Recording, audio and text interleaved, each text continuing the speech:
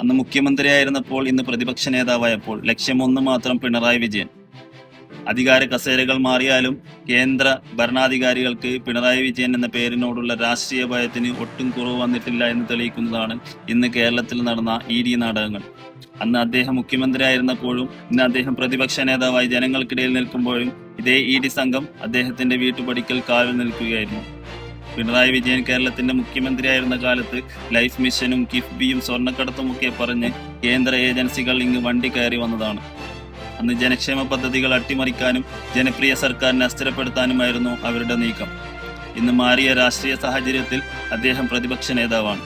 പക്ഷേ വർഷങ്ങളായി ഒരു തെളിവും കണ്ടെത്താൻ കഴിയാതെ അതേ പഴയ CMRL ഫയലുകൾ പൊടിതട്ടിയെടുത്ത് ഇന്നേ ദിവസം വീണ്ടും റെയ്ഡുമായി വന്നിരിക്കുന്നു.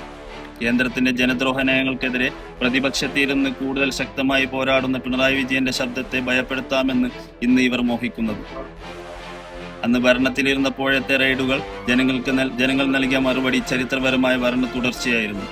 ഇന്ന് പ്രതിപക്ഷ നേതാവായിരിക്കുമ്പോൾ നടത്തുന്ന ഈ വേട്ടയാടലിന് പിന്നിലെ രാഷ്ട്രീയ പകപോക്കലും ഈ നാട്ടിലെ ജനങ്ങൾക്ക് കൃത്യമായി ബോധ്യമുണ്ട്. ED ഓഫീസുകളിൽ നിന്ന് ചോർന്നു കിട്ടുന്ന തിരക്കഥകൾ ജനങ്ങളുടെ മുന്നിൽ വലിയ ബ്രേക്കിംഗ് ന്യൂസുകളാക്കി അവതരിപ്പിക്കുന്ന മാധ്യമ സിൻഡിക്കേറ്റുകൾ ഒന്ന് മനസ്സിലാക്കണം: അന്ന് മുഖ്യമന്ത്രിയായിരിക്കുമ്പോഴും ഇന്ന് പ്രതിപക്ഷ നേതാവായിരിക്കുമ്പോഴും പിണറായി വിജയൻ എന്ന നേതാവിന്റെ കരുത്ത് നിങ്ങളുടെ വാർത്താമുറികളിലല്ല, ഈ നാട്ടിലെ അടിയുറച്ച ജനങ്ങളാണ്.